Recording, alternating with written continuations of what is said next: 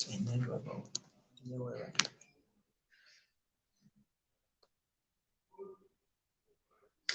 let me say a pleasant good morning, good afternoon, good evening, wherever you are following this broadcast. This is 2A Radio TV, Africa Actions Network, and we broadcast to you live from Pennsylvania, USA. I'm currently in Fiamansinka, Monrovia, Liberia, at the headquarters of the Liberia Drugs Enforcement Agency. And my name is Tara Yubi Garnett, and I'm privileged to have with me this afternoon in Liberia Mr. Marco Giplay. He's the communications director here at the Liberia Drugs Enforcement Agency. Mr. Giplay, let me say welcome to Two-Way Radio. Thank you. How is the Liberia Drugs Enforcement Agency operation since the end of the World Drugs Day observed annually by countries across the globe?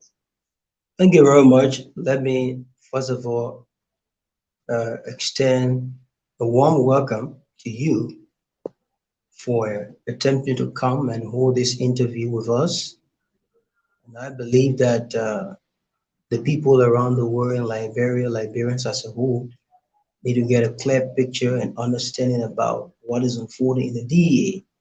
And so the 2A TV with the need to come and bring forth the information to the public, I think is laudable.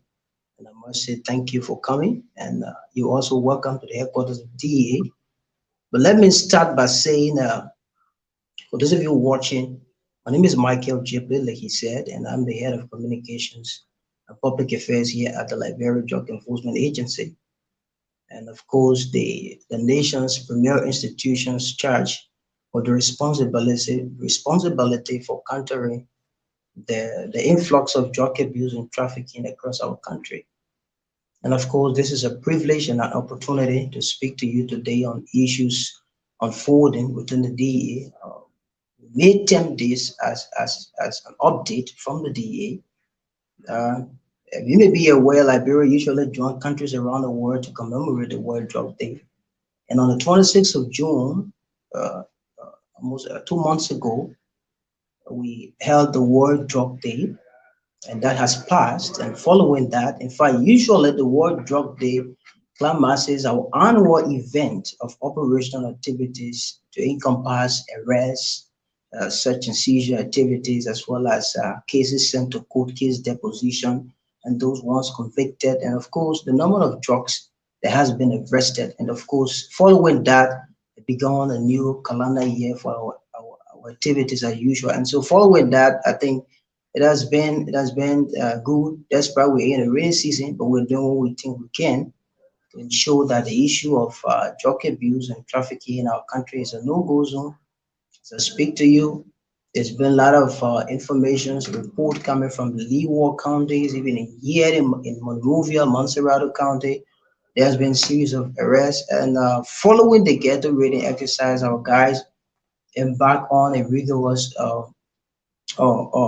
following the job branding exercise, our guys began a rigorous ghetto reading, and that was intended to give some level of peace, all right, and stability in our community. Wherefore, they were being threatened by the presence of those criminal hardouts, or maybe you may say the drug-dependent people, as a result of the circumstance. And that operations lasted for about 2 weeks, and of course, there are a lot of folks that were arrested basically as a result of the nature of the operations, and those cases were preferably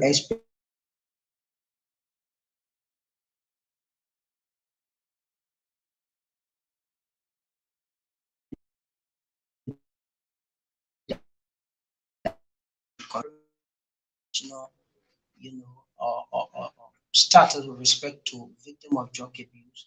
We had to allow some of those people, after speaking with them, to allow them to go back to the various community. And we ensure basically that those areas that pose criminal hurdle for our people, they are destroyed, and our people are able to move safe and sound in the various communities. You talk about climax in your calendar year, June of each year, which is a day set aside or a period to commemorate World Drugs Day.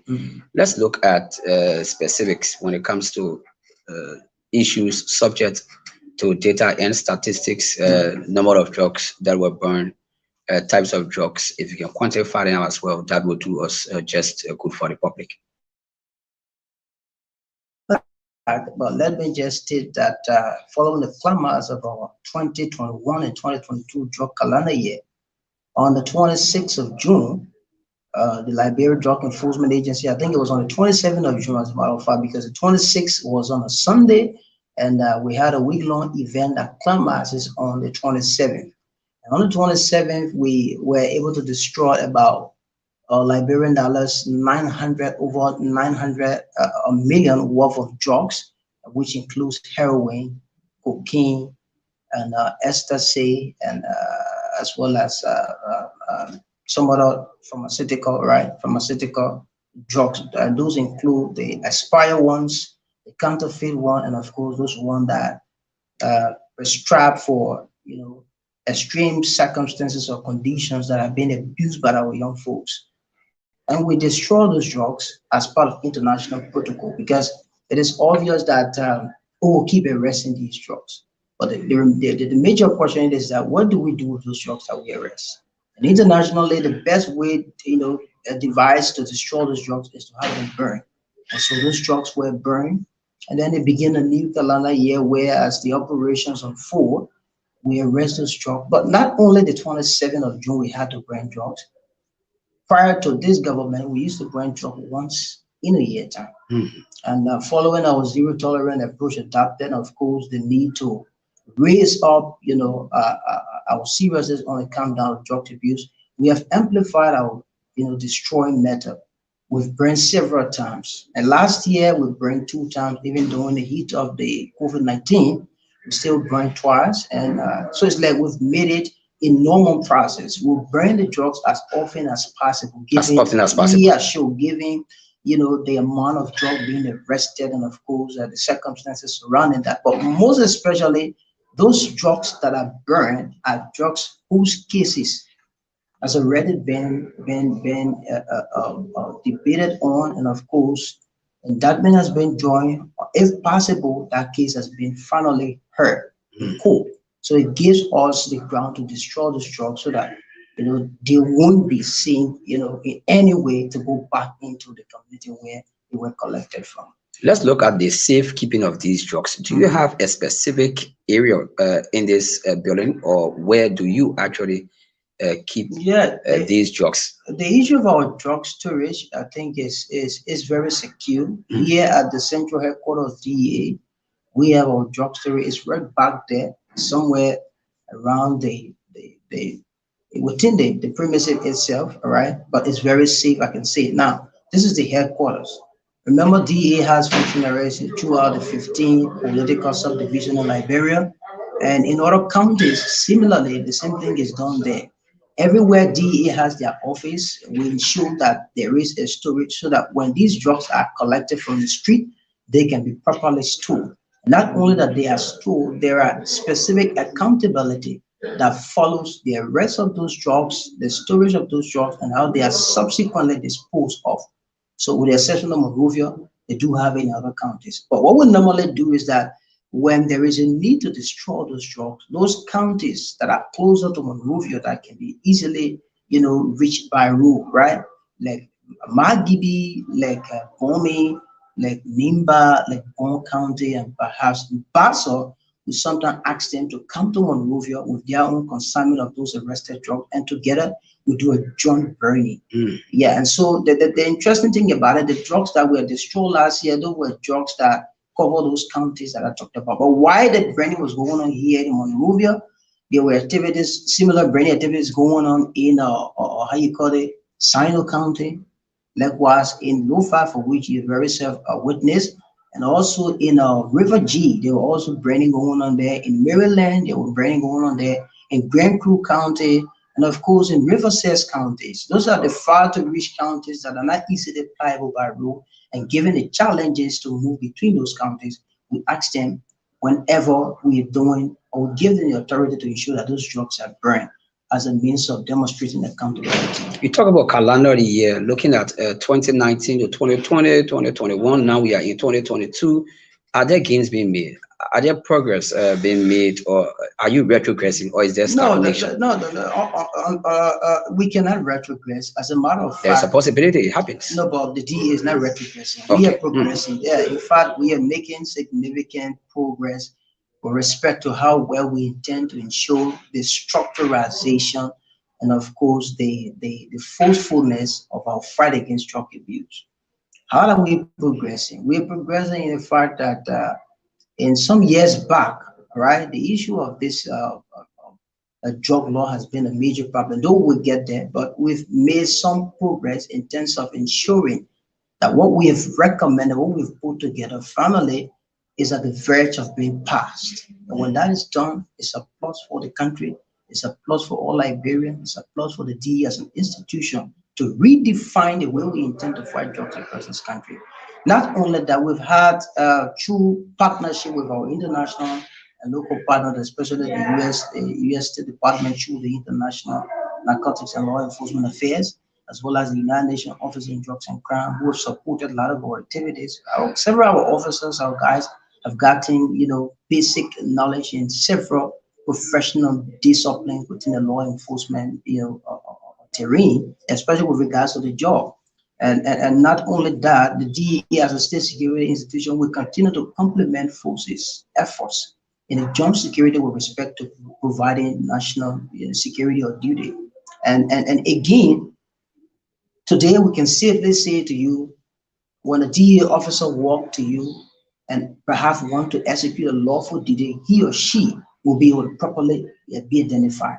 All right. Unlike now, in previous year, there were problems where people would just impersonate as DEA officer.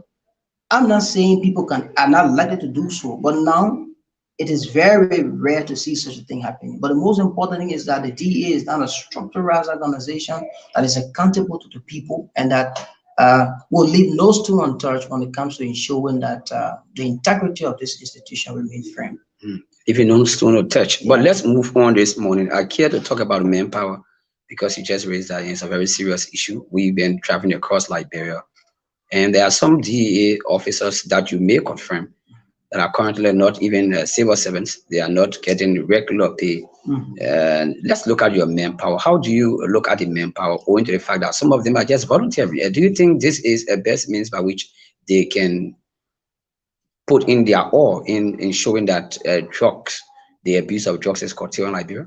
Security wise, it's not sometimes or at all times good to talk about the strength of a security institution, but this is our country, this is Liberia, right? Unlike the military, but the paramilitary is seen that really involved with the people. So based on that, we like the people to know every step along the way as we go with regards to what we are, what we stand for, what we do, and our capacity. I will tell you for free, the issue of the limited manpower in DE is a major problem. And that is the reason what I've told folks, and I've made that in some of my official statement as official spokesperson of the DEA, that in order for us to win the war against drug abuse, it must be a holistic and a consolidated approach. Meaning, when you strengthen laws, strengthen the capacity of the institution that has the responsibility. And strengthening that capacity will require the size of the institution, will require the budgetary allotment, will require providing all of those needed logistical support to enhance operations. Indeed, our folks, our manpower is limited. And you talked about volunteers. It's obvious that we have people who are sacrificially, patriotically volunteering with us. Though that's a situation, but we do not embrace it. But the fact that they volunteer with us, we do all we think we can in our power to ensure that their volunteerism is controlled. And I will tell you, the number of men we have in this country who are underemployed, or better still, are on the payroll of the DEA, that number is infinitesimal to address the operational challenges the institution has. So there's a need for additional manpower. At least if we were talking about 1,005 or 2,000 men, then of course we are robustly strong to address the rousing challenges of drug abuse. But I will tell you for free, that is not in my power to determine or decide. It is based upon national government support because the DA, mind you, we are a semi-autonomous agency that is strongly and about 80 to 85% or 90% supported by our government. And the rest of it is partnerships, housing, at least to boost the beef up what government is doing. But the issue of employing people, putting people on payroll, or increasing the staffers of the institution, you cannot depend on foreign partners. It's 100% government responsibility. And so if the DEA will have an increase in the manpower today, it will be as a result of the budgetary allotment. If the budget increases, then of course there is a need for the expansion of DEA to likewise increase. And that is the reason why we've said not only that we'll focus on just strengthening the law. Strengthening the law is a good thing because in the absence of a tougher drug law, trust me, looking at the legal implications, you cannot significantly win the war against drug abuse. And that will come to shortly. Yeah, it's a very critical issue, great. and there have been a lot of advocacies across Liberia. Sure, so that's the reason why we've said so. But again, it goes hand in hand. It goes in line with providing the budgetary support. At least that will cater for additional manpower, providing logistic, and of course expanding our operations as far and wide across the country. And that's what I thought to ask about a couple of years ago, during the tenure of Madam Ellen Johnson Sirleaf. We witnessed DEA commandos across Liberia having pickups that could move through the nooks and crannies of those counties to ensure that the fight against drugs was to some extent enhanced. How is it like when it comes to logistical support? Like I said, the fight against drug abuse is a holistic approach. You don't deal with one side and leave the other. We are extremely, embarrassingly depressed when it comes to the issue of logistics and mobility. And why I say so is because in the absence of these assets, we are unable to yield the maximum dividends that we are supposed to be yielding in terms of ensuring that drug abuse is weeded out of our country. If you go to the entire Leeward counties, almost the entire Leeward county, I can account for only one county that has a vehicle, and that vehicle that vehicle have already passed the lifespan for government vehicles. It's old. That is only Maryland. You go to Nima, I've got no vehicle. You go to River G, I've got no vehicle. Lofa, I've got no vehicle. You go to Grand Crew, I've got no vehicle. In fact, the entire Leeward country. Let me just summarize by saying the entire country, DEA is challenged when it comes to mobility. And I tell you, without mobility, how do we get to the far to reach distances? Those are the same reason why we allow the people and draw down the check and balances or accountability process to ensure that they handle situations at those far to reach county and perhaps give us a feedback with respect to the reporting activities, because it is embarrassing that you cannot get to those places or you cannot carry out your operations when there is no vehicle. Now you're talking about those counties right here in Monrovia. The challenge is equally there. You come to the central office of DEA, the same thing. You hardly even found good 5 new or movable vehicles that is fairly good to run our operations. You hardly found them. So I will tell you for free that we're fixing the issue of the drug law. We will fix the issue of our numerical strength, but we need to fix the issue of the operational capacity building. It has to do with logistics or mobility.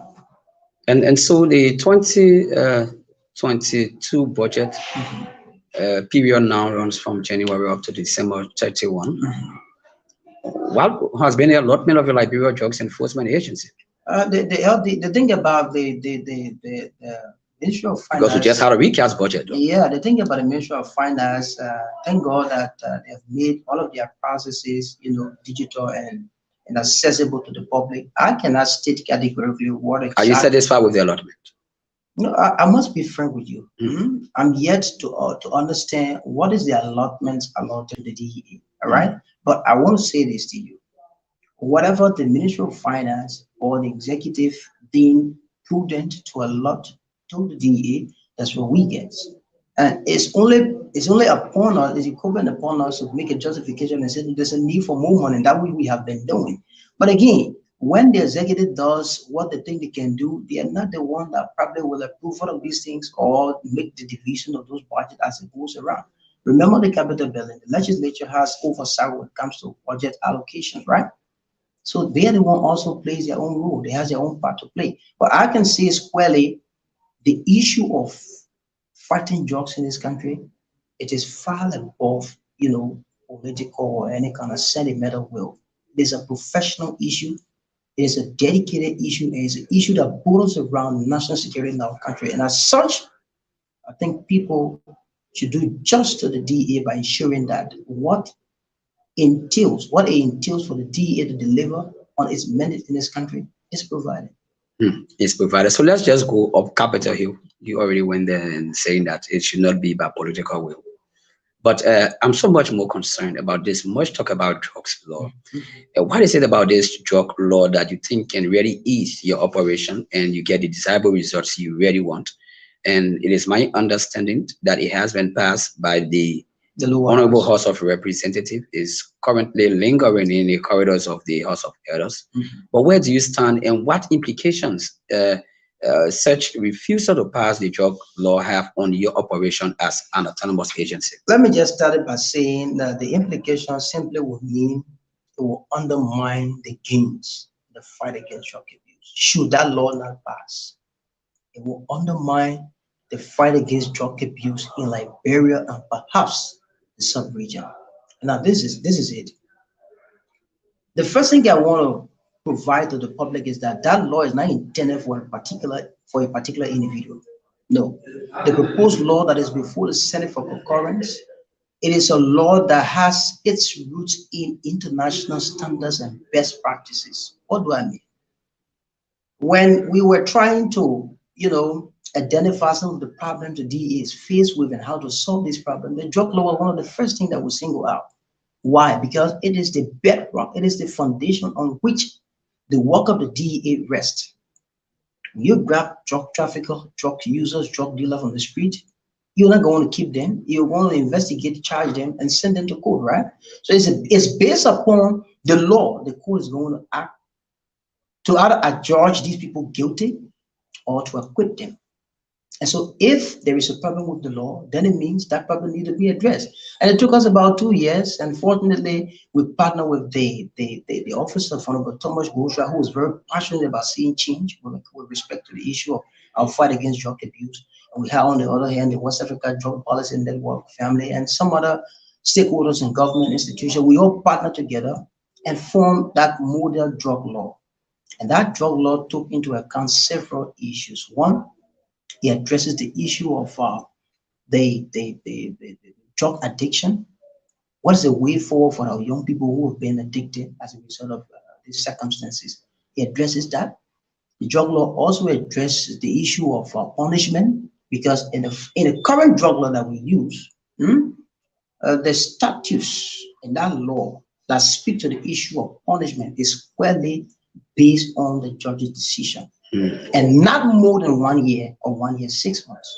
We are saying, the magnitude of drug offenses against our state, in fact, it's a state crime. I think the penalty should be way more than what it is right now. So it addresses the issue of offenses, the penalty. It addresses that, and the law also, embody our entire scenario with respect to how we intend to win the war against drug abuse in our country. And so that law was developed and it was passed. And until last year, October, the law was unanimously passed by the lower house and it's before the Senate. Like I said, if the Senate refuses or delay the passage of that drug law, it would automatically undermine the gains, the fight against drug abuse in this country. And you know what that would mean? Earlier as I speak to you, I would always like to take reference from our Civil War. As estimated, some of us who were here, we know what we saw, we know what happens here. The forces that launched war into this country, to my understanding, they were less than even 25, 30,000, and yet they caused mayhem in this country. Today, the effect of those wars that have passed still continue to linger around us, of which our young children, our people, our youth are victimized. So if these guys, let's come to think about it, if these guys, of which every day we hear their number increasing, the last time survey was conducted, we were talking about 75,000. Imagine that. So what will happen in the next 10 years from now if these 75,000 people issues are unattended to? We have been heading for a serious chaos in this country. And so that calls for a national attention. That calls for all hands to be on deck to ensure that the issue of drug abuse in this country is seriously tackled and given attention to. Okay, just before I leave you this afternoon, I care to ask about the recent posture by this government forming a committee, and they've launched a 13.9 million United States dollars fundraising project to erect a rehab center for disadvantaged young Liberian or at-risk youth. And I think this has been one of the challenges of the Liberia Drugs Enforcement Agency, specifically for users. That we can see them being flogged at times. They can be arrested, they can be detained, but they will have to be released because they need rehabilitation. But I want to know, what is the relationship between the LDEA and the committee set up? Is the LDEA a member of that committee? And what is your own role? And how do you look at the entire process? By indications, the Liberia Drug Enforcement Agency is a prominent member of that steering committee. The reason why I say so is that we're talking about the fight against drug abuse, right? Solutionizing the fight against drug abuse. Who has a responsibility to curb or fight drug trafficking and abuse in our country? The DEA. Let's look at the act that created DEA. It gives the DEA three cardinal functions: enforcement, prevention, and rehabilitation. The use to which that money is being raised to erect or create a center for them. What are they going to do? They're going to rehabilitate them. And what does DEA role? Rehabilitate likewise. I'm not saying there are government institution that does not perform rehabilitation, because I think that's the issue where our our elders in the house need to draw down, go back to redefine some of those laws, functions, and responsibility. But I will speak directly to the issue of the steering committee. Like I said, by indications, the D is a prominent member. And why is true that, and let me use this occasion to applaud our president for such a great decision, all right, to have launched a fund draft to address the issue of rehabilitation. I think it's in line with what we projected in the drug law, the model drug law that is before the Capitol building. And that law has not come out yet, but the present actions validate what we have projected in that law to address the issue of rehabilitation. So it's a plus for our country, and that's why I want to say kudos to our president. But I'll tell you for sure, the DA rule is clear. Will provide both the security aspect for that rehabilitation center and equally assist with regards to rehabilitation, because here in our office we have a rehabilitation departments, and then we have folks who are within that department who are trained by some other institutions with fundings from partners. So quote unquote the DEA and all those institutions or organs of government that will be playing role will collaborate. But if somebody wants to think that maybe the DA should be the one leading the fight, where it is up to the prerogative of the president to decide and determine who leads the fight. But the good thing here is that there's a role, there's a responsibility that is that in no way the DA can be detached from, because of the nomenclature. The major work of what we've got to do is tied down to all of that. So by indications, like I said, we are a prominent member of the steering committee, and we hope to see that money being raised. We hope to see that rehabilitation center being established, and we also hope to see that our young people that are out there, when they are collected from the street, we can have a solution center for them where their problem can be addressed. But until then, I will tell you, all hands needs to be on deck. As the president have use that occasion to call on the Senate to pass the drug law. In the same vein, we've called on the Senate times over times.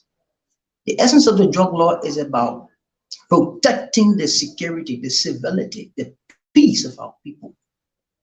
If this should be considered far above political interest, then of course there should be an issue that should have no delay. And we are hoping that before we end this year, Liberia can have a redefinition of our fight against drug abuse and trafficking, so as to inform the world that we are more than ready to fight drugs and win the war against drug abuse. Okay, lastly, we have to go now. Time has caught up with us, and we just have to close up on this exclusive interview with Michael Giplay. He's the head of communications and public affairs here at the Liberia Drugs Enforcement Agency. Before I leave you, you have any parting comments? Is there anything I didn't ask you that love to talk about? But just to add up to that, was there any recent arrest as well? Oh, sure. There's been several arrests, both in Leeward and even here. One of the most recent one was a 37-year-old Nigerian that was arrested from Madagascar to Monrovia on board the Askia airline. Of course, he was arrested with about 3 kilograms of unprocessed heroin, and that occurred in the Magibi, all right, which is the RIA, and that arrest was made as a result of intelligence. And that suspect, that individual, has been investigated, and currently, as I speak to you, he has been remitted behind bars on a pre-trial detention. And there are several orders from the Leeward counties, like I said.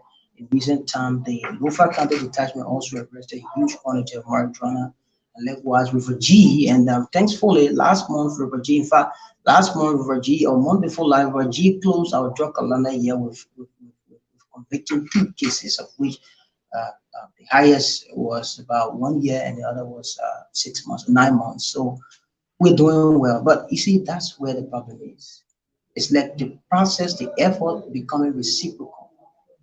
A lot of the people that we arrest is either they're released on bail or they are given a minimum sentence where they will come back and have a chance to do the same thing we do. But if we make the law stringent, we make the law more radical, trust me, in no time we can win a war against drug abuse. But before that, just end up, let me just say thank you. And this is a Liberian's fight. Let me just say it this way. We call on all our people in Liberia to rally around the DEA, whatever way you can rally around, especially providing the information that will lead to all arresting those major traffickers. And of course, let our people embrace law enforcement instead of being antagonists to law enforcement. That doesn't help. In fact, in a civilized society where people are seen antagonizing law enforcement officers, it is absolutely wrong. Our people should diffuse their mind from that. It's not civilized, and it's counter-democratic, and it's unacceptable. But again, I want to say thank you for providing us this interview, and it's good to have you. Okay, the voice of Michael Giplay, Communications and Public Affairs Director here at the Liberia Drugs Enforcement Agency. We've been having an exclusive interview of him, giving us update of the Liberia Drugs Enforcement Agency. For 2A Radio TV, my name is Tar Yubi Garnett. Many thanks to all of you that followed the broadcast, your comments. We say thanks to those that share as well. And do have yourself a wonderful, wonderful afternoon from Monrovia. Thank you.